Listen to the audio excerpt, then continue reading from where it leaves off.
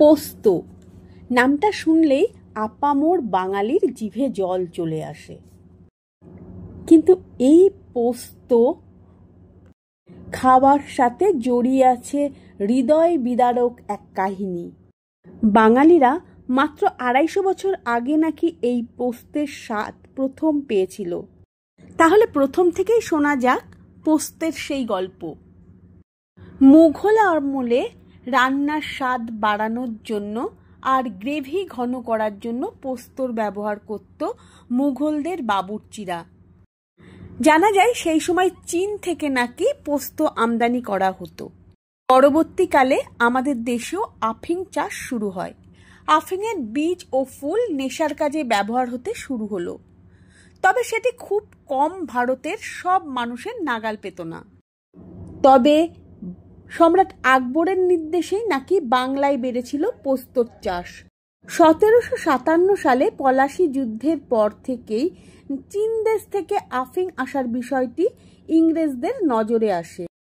আর নবাবের রাজত্বকালে নাকি আফিংয়ের চোরা কারবার হতো। বেনামে লক্ষ লক্ষ টাকার আফিংয়ের ব্যবসা চালানো হতো। পলাশীর যুদ্ধে নবাব সিরাজউদ্দৌলা পরাজিত হওয়ার পর পোস্ত নিয়ে গবেষণা শুরু করে ইংরেজরা, এবং তারপরেই বাংলা, বিহার, উড়িষ্যাতে ইংরেজরা আফিং চাষের নির্দেশ দেয়। ইংরেজ সেনারা কৃষকদের ওপর জোর খাটিয়ে আফিং চাষ করতে বাধ্য করত। বিঘের পর বিঘে জমি আফিং চাষ হতে থাকতো। ফুল তো না হয় নেশার কাজে ব্যবহৃত হয়, কিন্তু এই আফিংয়ের বীজ কি করা হবে সেটা নিয়ে? সাদা বালির মতো ছোট্ট ছোট দানা, সেগুলো ছিল আফিংয়ের বীজ। সেগুলো ফেলেই দেয়া হতো। কিন্তু শোনা যায় খিদের জ্বালায় কৃষক ঘরের গিন্নিরা কিছু না পেয়ে ওই আফিংয়ের দানা বেটে সর্ষের তেল দিয়ে মেখে পান্তা ভাত খাওয়াতেন পরিবারের সদস্যদের। আর খিদের মুখে এই আফিংয়ের বীজ বাটা দিয়ে পান্তা ভাত খেতে অসাধারণ লাগতো সেই সব গরিব কৃষকদের। পরে সেই বীজ দিয়েই ঝিঙে আলু দিয়ে চচ্চড়ি হয়ে যেত। এই গরিব কৃষক গৃহিণীদের হাত ধরেই চলে আসে আলু পোস্ত, ঝিঙে পোস্ত।